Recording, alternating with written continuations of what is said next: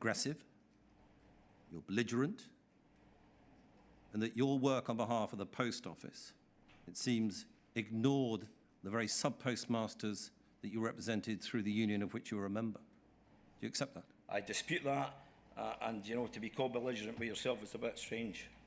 If I've learned one thing about the world in this inquiry, is that occasionally there are glitches, Mr. Stein. Perhaps that's a surprise to Mr. Thomson. Mr. Thomson, many of our clients have been watching your evidence today and are of the view that you got into the Post Office bed with Paula Venables and did whatever she wanted you to do. Is that a fair description of what was going on? No, it's nonsense. You've given evidence and you've spoken about the fact that, and I quote, this is about 12:38 today, we had problems under the old manual system as well, you said. People were suspended under the old manual system. People lost their houses under the old manual system. Nothing really changed. I see. So that's something that you were aware of when you went into post at the National Federation of Subpostmasters, is it? Of course it was, yeah. Right. What did you do to try and change that position under the old system so that people did not lose their houses, did not lose their livelihoods, Mr. Thomson? No one ever wants someone to get in that position. However, cash is the tool of the trade of the post office industry.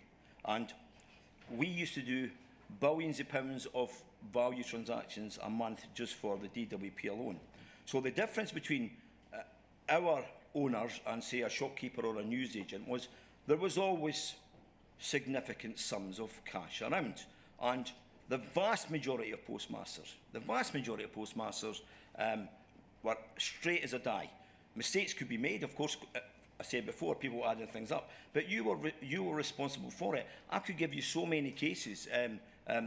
For example, the Federation would send someone along, say on a Thursday morning or on a Friday morning, the auditors would phone, we would go along, we would try and get a resolution. But depending on the kind of money it was missing, that's when it could have life-changing implications, both under the old system and the new system. Right. Well, could you try answering my question? I was answering your question. Now, what I asked was this, that you were aware under the old system that people lost their houses under the old manual system. And your evidence is that continued under the Horizon system. That's what you're saying, Absolutely, yes. What did you, when you were at the National Federation of Subpostmasters, do about that, Mr. Thomson? Well, when we were changing, for example, when we were changing to Horizon Online, I sent an email out to members reminding them that the auditors were coming, and when you were changing from the first stage of Horizon to the second stage of Horizon, there would be a full cash and stock declaration. That was me warning them to make sure it was right. And it goes back to when it was manual. We always told members, you have to make sure that the cash and stock that you have there is correct, because your contract is liable for it. And to be honest with you, given the volumes of business we were doing, particularly for the government knew it was auditors were a deterrent.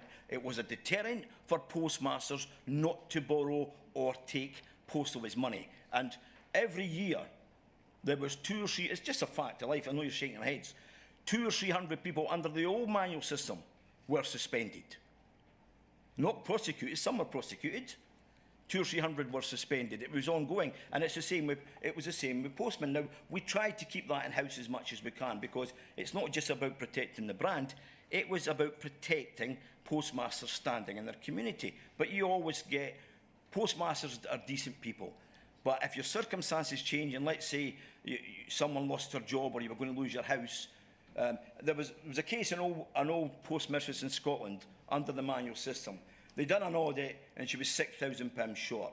And she admitted to them that the post office salary had become so low and unaffordable that she had been paying her electricity bill and gas bill for the last 5 years. She said, I always intended to put it back. She never got prosecuted, I may add. I always intended to put it back, but I could never afford to do it. So this is part of what, there's no balance to the thing. It's almost like that post office problems and balancing problems only started with Horizon. That's an absolute nonsense. Now, Mr. Thomson, we need to finish by 3. Well, I'm we quite have a happy. go at that. I'll come back if I have to. The position in relation to sub-postmasters, are you trying to say that the ones that fell afoul of the system under the old manual system and the Horizon system, are you trying to say that they're collateral losses, like you're a World War I general ordering the troops over the top into the Somme? No, it's a fact. Is that what you're trying to say? No, Mr. it's a fact of life. If you use post office and government money, either taking it for yourself or staff take it, you're liable for it. Now, if you didn't have that, the government used to pre-fund the benefits to the tune of hundreds of millions of pounds a month. If you didn't have that kind of deterrent, then you couldn't run your company for obvious reasons. But that money is a tool of the trade, and the money is still a tool of the trade. And that's what concerns me going forward, because at the moment in time, the post office basically have got a company that, if it wasn't owned by the government, would be bankrupt as we speak. And that would be collateral Thomson, damage. so your view and your evidence is that the contract and the interpretation of the contract by the post office, which is that sub-postmasters must pay up regardless of fault. Your view. No, I never said regardless of fault. Well, I never said your that. view is Don't put words in my mouth, please. well, I was going to put the words back into your mouth by repeating what you said, which is that it was a deterrent. The system was a deterrent, putting the onus seemed to be in what you're talking about regarding audits on the sub-postmaster. Was that your view? Having an audit, having auditors was a deterrent. Yes, it was well known. And I joined the post office at 18, and I knew from the age of 19 that the post office done private prosecutions. Royal Mail still do some private prosecutions as we speak, but that's mostly against dog owners that have been warned about their dogs biting postmen. So I knew from 19-year-old, 18, 19-year-old, that we'd done private prosecutions, because we had hundreds of millions of pounds of government money sloshing about in post office safes. Now that's a fact. Now, in an ideal world, you want nobody to take it. But when you get to cases where you turn up and postmasters are met, you have £60,000 cash. Why you got 30,000? This was before Horizon. Well, wait a minute. Let me finish. So I took 30,000. We need to make progress. So I take it. We need to make progress, Mr. Thomson. I think even you recognise that. Right. Can we go to a document, please? POL 00189165. And page 3 of that document, please.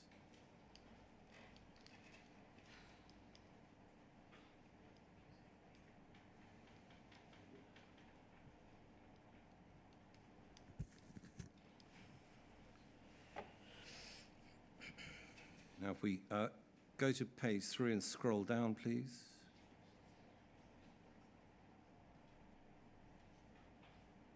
Right. Thank you. That's ideal. Okay. Now, this relates to a sub-postmistress called Jennifer O'Dell. And we can see the dates that we're concerned with in 2009. I'm just going to point out a couple of examples, but all of the examples essentially are very similar. So this is Mrs. O'Dell talking to the post office helpline. And these are notes that are made by a post office investigator. Okay? All right. So let's look at the 5th of November entries as examples. 5th of November 2009. Spoke to Mrs. O'Dell today. Now, this is talking about the helpline, the post office helpline. Do you understand that, Mr. Thomson? Yeah. Okay. Spoke to Mrs. O'Dell today. Office has a loss of £7,000. She's been carrying the loss since May. Explained to postmistress that this loss should have been made good when she's been rolling her TP, but she refuses to make it good, as she said the loss is not hers. And then the 2nd, 5th of November, so postmaster reports having 1,000 loss a month since May, now totaling £7,000 plus. She refuses to make good, as she blames the system for the losses. All right? So we can see what's happening here. Mrs. O'Dell's phoning up the post office helpline, and she's saying, look, there's the system. I don't know what's wrong. There's something wrong with the system. It's adding up. Keeps on building up to substantial losses of thousands of pounds, as you can see. Do you understand that's what she's saying? Do you understand that, Mr. Thomson? Yeah, I do. Okay. And she's being told, as we can see by the helpline, look, you need to make up for these losses. Did you know that that was what was going on with the post office helpline? Postmasters were responsible. Did you know that was going on with the helpline organised by the post office? I'm not sure. Well, it's a bit of a black and white answer, isn't it? You either did or you didn't, Mr. Thomson. Did you know that the post office helpline was deterring people by saying, you pay up for shortfalls, it's up to you to pay? Did you know that? I probably did, yeah, but can I just come back on that point? It was in the contract. People make mistakes. The attitude that the questions you're given is that every single mistake it was made and every single shortage that a postmaster had, and you started off manually and you're now on to Horizon, must have been because of the Horizon system. That's fundamentally incorrect, what you're saying there. Well, I don't think that's what Mr. Stein is saying, but the question is simply this. Were you aware, Mr. Thomson, that generally speaking, if a postmaster rang up the helpline and said, I've got this problem, and the result is I've got a shortage of £6,000, the stock answer from the helpline would be, well, it's your responsibility to make that good. Myself or some of the team would be aware of that without a doubt, yeah. Fine, thank you. So the situation that you accept was that sub-postmasters were being told to pay up despite the fact, as Mrs. O'Dell did, she was saying, look, I don't know what's going on. It's not my fault. It's the system. You knew that. Is that right? Anybody could blame Horizon on a mistake that they made or their staff could make. And in fact, I think there was over 200 sub-postmaster staff were actually prosecuted. Not the postmasters, not the CW members, but their staff. So staff can take money as well. Of course they can. But what's coming across is that every single mistake that was made or every single claim mistake was down to Horizon. And again, that is wrong. Do you now accept, Mr. Thomson, that there were a number of bugs, errors and defects in the Horizon system that had the potential to affect and did affect the integrity of post office branch accounts? Do you now accept that? I now accept that all the prosecutions that took place were unsafe because the post office were aware of the things that you were saying, yeah. Do you now accept the evidence? That's not Mr. Stein's question, Mr. Thomson. If I tell you that in this inquiry, both the post office and Fujitsu have formally admitted that there existed bugs, errors, and defects which had the capability to cause balancing losses, do you dispute what they admit? No, I'm not disputing that. Fine, thank you. Because in fact, I was reading a quote from Fujitsu, the people that run the system, that own the system. They accept that those types of bugs, errors, and defects existed within the system. But the point you make is that any single, regardless of what you said there, any single mistake that was made, even if it wasn't Horizon, as long as it was blamed on a potential bug or a potential glitch in the system, would be down to the system's fault. That means that the company couldn't run even now. If every single mistake was blamed on a glitch in Horizon, and everybody blamed that, then quite frankly, why would you not be tempted? But the post office and the NFSP were tied together, weren't they? The survival of the post office meant the survival of the NFSP, but without the post office, the NFSP couldn't survive. Well, I've already Do you agree with that? No, I've already said that because we lost that many members. We did the right thing for the network. We got about 8,000 members out with big chunks of compensation, so they got their investment protected, right? Some people that had Horizon problems as well, we got a temporary in there, or got them reinstated so they could get out with money. So yes, after the three closure programs or three restructuring programs, whatever you want to call them, yes, our organisation basically either had to do a deal with the post office or merge into CW. Or that deal, Mr. Thomson, that deal included contractually accepting that the NFSP should not do anything to criticise or undermine the post office. You essentially betrayed your own membership, didn't you? I don't accept Mr. that for a Thomson? minute. My position on Horizon changed not one jot with any work we did on a deal with the post office. But as I said earlier on, I did realise that it was forcing us to pull our teeth in other directions on paying things, and actually,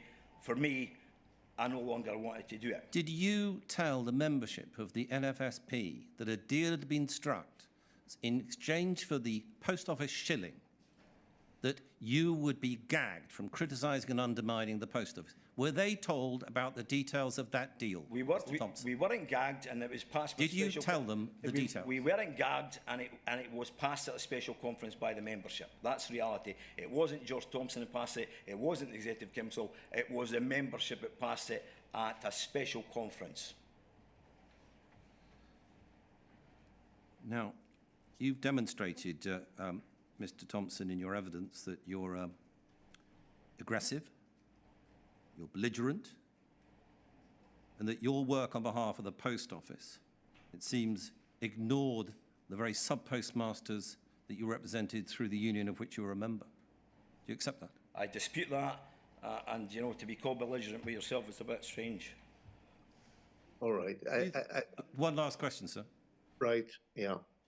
Do you think if you'd turned your aggressiveness and belligerence on the post office, actually you might have done some good for sub-postmasters? I don't accept your question. It's a nonsense.